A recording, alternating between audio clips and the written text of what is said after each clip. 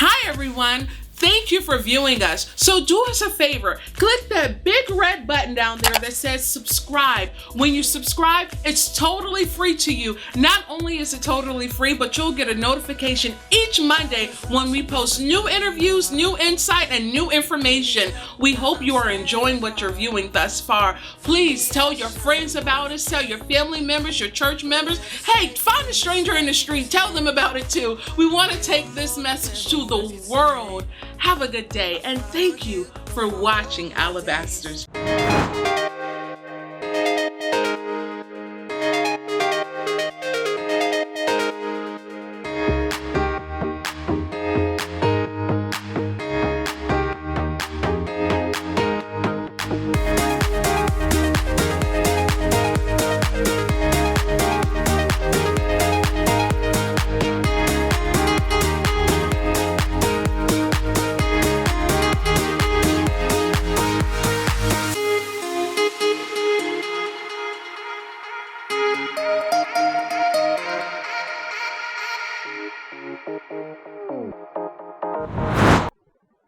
Thank you for tuning into Alabaster Box with Tiffany Hayes, where we are inspiring and enriching thoughts. So today, guys, I have Pastor Nina, a pastor at New Life Church in Virginia Beach, Virginia. I had to look over at her to make sure I was getting it right.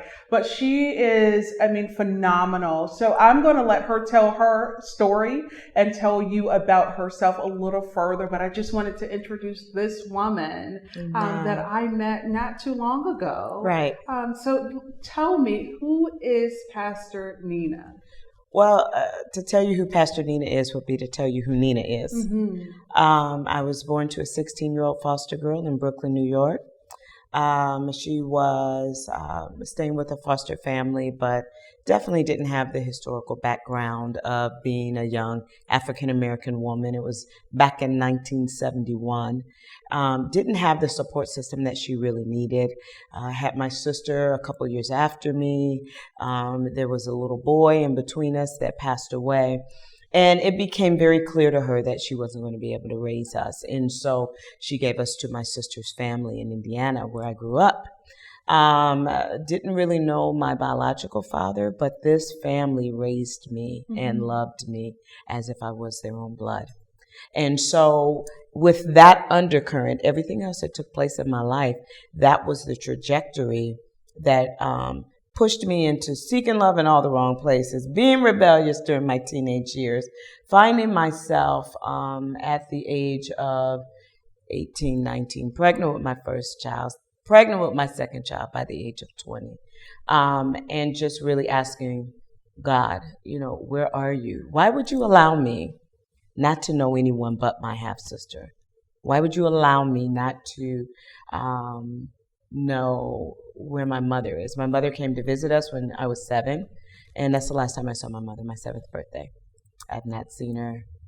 I think she called a few times on and off, but I haven't seen her since I was 7 years old. Wow. So fast forward, and didn't really realize that the family that was with me, that had taken me in, wasn't my biological family. I didn't know that her father wasn't my father until later on. I was probably maybe 8 or 9, something like that. So by that time, I'd been there since the age of 3.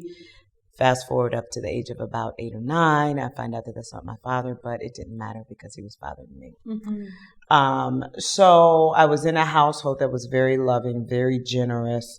I was raised more by the grandfather and the grandmother than the actual father himself. He was in and out of the picture, but they were always there. Mm-hmm. Single mom, I get radically saved at 23. Mm-hmm. I have a God encounter that absolutely changes my life. Tell me about that.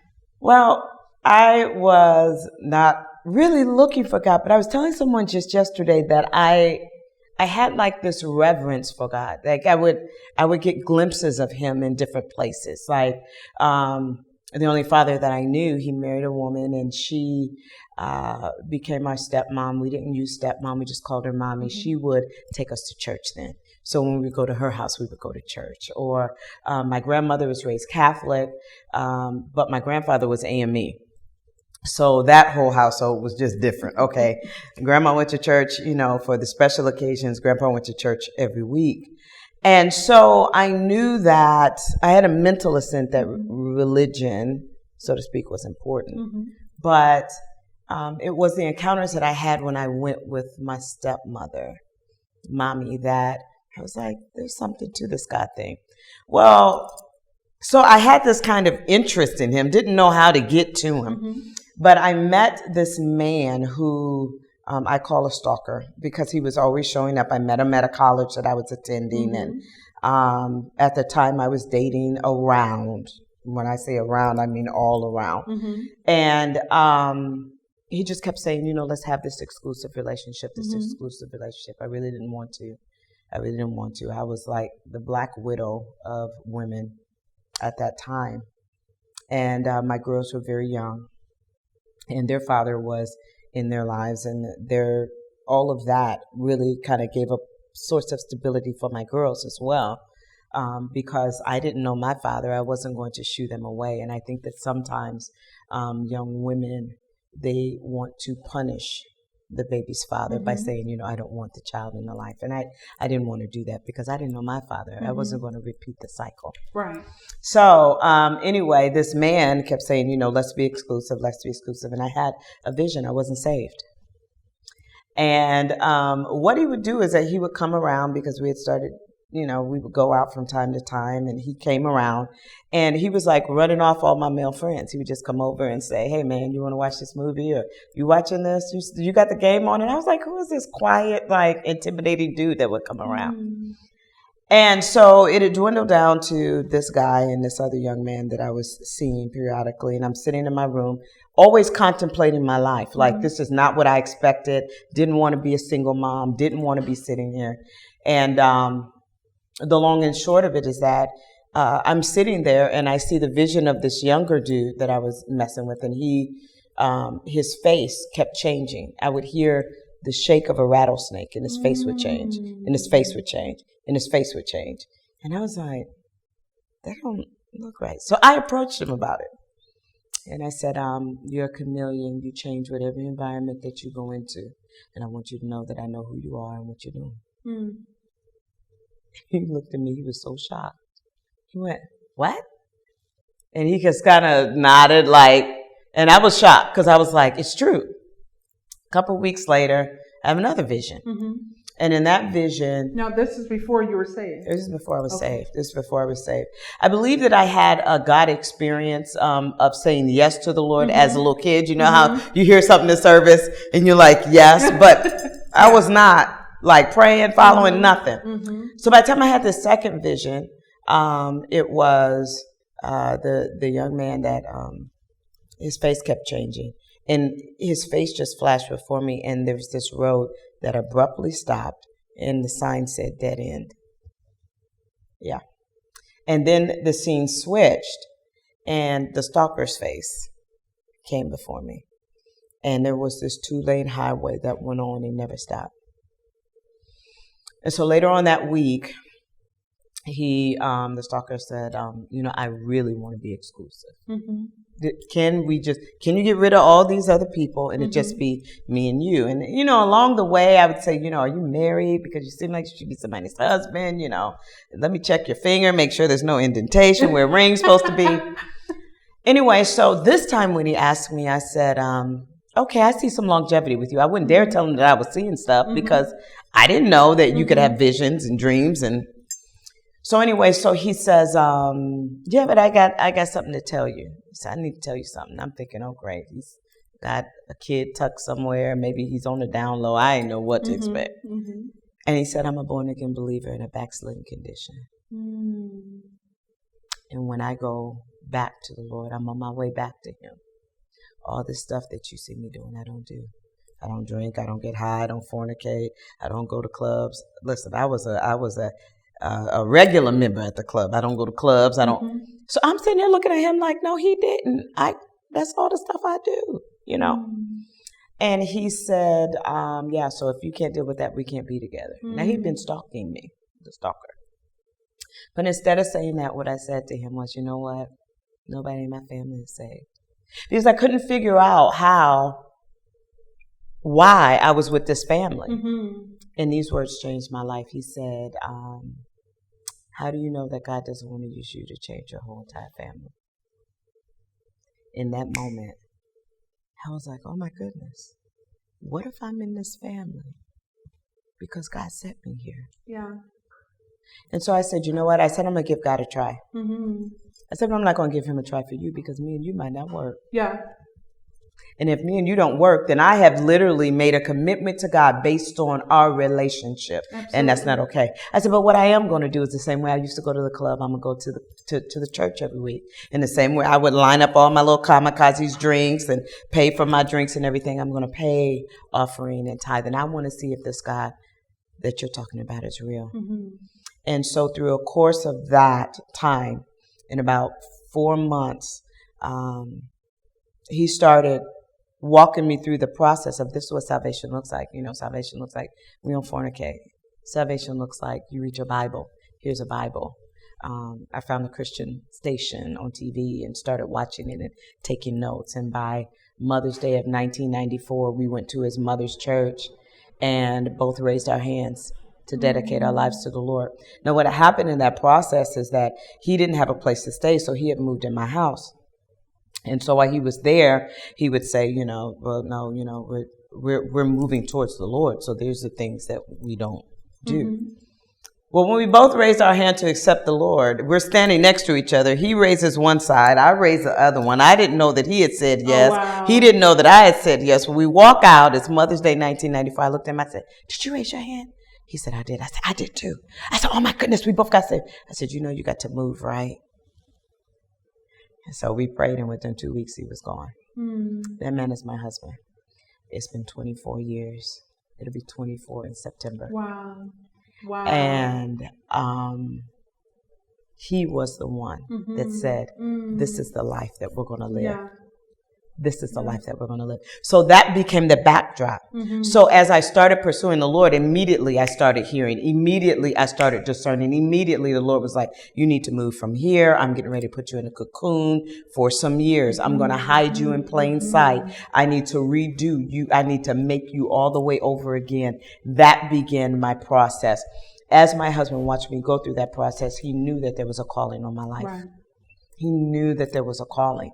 So there would be no Pastor Nina if there wasn't a Nina first. If he hadn't pursued me, but also if he hadn't helped me to the fire. And he still holds me accountable, even as a woman of God. And people often ask me, well, Nina, you know, who is your husband? Why is not your husband, you know, the pastor? And I went through all of those phases. And the Lord said, if he's not worried about it, why are you? Why are you trying to convince everyone else of your calling by waiting on your husband to step into some kind of grand calling to validate who you are? I didn't send him there for that. I sent him there for you. And so my husband would often say, you know, I'm like Deborah's husband. That's what he said. I'm Deborah's husband. I'm Joseph. Mary was pregnant with the word. And so that support caused me to move into pastoral ministries. That support causes me to step out and stand and live for the Lord Jesus Christ. That support is what I go home to. I remember when I went to New Life Church and I was sitting and talking to Pastor Dan, and he was just interviewing me. He's the senior pastor there. And he says, Nina, what is your, you know, where does your husband play a role in ministry? This? I said, he's the one that I go home and lay on his chest and cry when I've been through ministry pain. It's not about what people see. It's about what goes on when nobody's watching, because you're only as successful as your private life. If your private life is jacked up, then you will become a public failure very, very fast. He's my support. He's my secret weapon. He's the one that stands behind me and says, you can do this. When I go home, and he looks at me and goes, what happened? And I just lay my head on his chest. So it's been a journey. It's been a journey of walking with the Lord that I don't think I would have pursued if I hadn't had that vision. And, you know, it wasn't like I was headed his way when he gave me the vision. which is why I don't look at people that they could be wrapped up in all kinds of sin. It only takes one yes. Mm-hmm. It only takes one yes. Sometimes they're closer to turning their heart to the Lord than some sane folks are. Mm-hmm. Why? Because they have made a life of compromise. Right. Where they're now living around the Spirit of God instead of dwelling in Him, Mm-hmm. where they live, move, and have their being. Mm-hmm. Where somebody that's a wretch undone is like, I'm a wretch undone, and I need Jesus today. I no need covering. Him now. There's no covering. So when they hear Him say, come, when He begins to draw them, then they cast off all restraints and they come running. And then those who have been forgiven much, they love Him much. So I don't look at myself the way other people look at me. I still am reminded, even though it's 20 plus years later, of what God did for Absolutely. me and to me, and what He's still yet working out in me. And so it's just been an honor. The journey has been an honor. And so for people to call me pastor, that's an honor. And to lead them and to love them and to guide them is an honor. Love them well, I'm sure. Yeah. Love them where they are. Yeah. And tell them you don't have to stay there. Absolutely. Yeah. I think that's where the change comes. Yeah. Because that's what Jesus did. Yeah. He met people where they were. Yeah. And brought them along with Him and showed them a better life. That's right. And so in that experience, in that encounter, we're transformed only by That's Him. right. That's by right. His love. That's it. That's it. And loving you when you're unlovable. Absolutely. Because it wasn't like immediately. There was times when my husband was stalking me, and he laughs when I call him the stalker, that I was like, why are you here? Why do you keep coming around? What is wrong with you? Do you not see the lifestyle I'm living? And he just kept showing up. I didn't know. I didn't know who he was. I didn't know who his family was, that his parents were godly and God-fearing, and they've walked with us all this time. And I'm excited they're getting ready to move down here to be closer to us. And it's just been a miracle. Absolutely. My life is a miracle. And the family that I prayed for is the family that I have. In addition to the family that raised me, I honor them. They said yes, brought me in and didn't have to. But in addition to that, my life didn't have to duplicate what was modeled to me when I first began. Yeah. Wow. So the start was not favorable, but God has, it's almost like I just see God's thumbprint on you. It's like, okay, I'm going to follow you until you get it together. And That's then right. once you really are in, then let me show you what I can do. Absolutely. Absolutely. When I think about him and I think about my girls, they're only 13 months apart. And so by the time they're 13 months apart. And they'll be 28 and 29 this summer. But at that time, when I got saved, I was like, I want to give my children to you. And so because I wasn't raised in the church, I didn't know, my husband was like, when you open it up in the middle is the book of Psalms. Didn't know that. Okay, the beginning is Genesis, the end is Revelation. And I started reading the Bible. And as I was reading, then I would take the children's Bible. I would read something during the day. I would take the children's Bible and read it to my kids. I had them praying and laying hands on people at a very, very young age because I was so on fire. I just wanted them to know the God that I serve. Absolutely. And so I'm humbled. I'm humbled by it. I really, really am. I don't take anything for granted about what God has done. Absolutely. But my encounter with God went further because once I said yes to Him, and right before, during the time of transition, because my husband and I dated for a year and a half after that, before we got married, and we didn't even, I still didn't know he was my husband. I was just like, yes to the Lord. And as we went, then he said, no, I want to marry you. And I've known you are my wife since the moment that I met you. I knew who you were. So I was sitting before the Lord at one particular church service. We would have pre-service prayer. And I had such an encounter with God that I knew that He was the lover of my soul. I was like Mary Magdalene. I no longer had a taste for the world. I no longer had a taste for men. I no longer had He touched me in a way that kept me and has continued to keep me. So that's why I do what I do. That's why I did the Well, which is a ministry, so that women can touch the hem of his garment, so that they can quench their thirst, so that they don't run around. You know, the young folks say thirsty. You don't have to be thirsty. Absolutely. You don't have to be thirsty for love. I was thirsty for love. You know, I was thirsty to be loved. Why didn't they love me enough to keep me?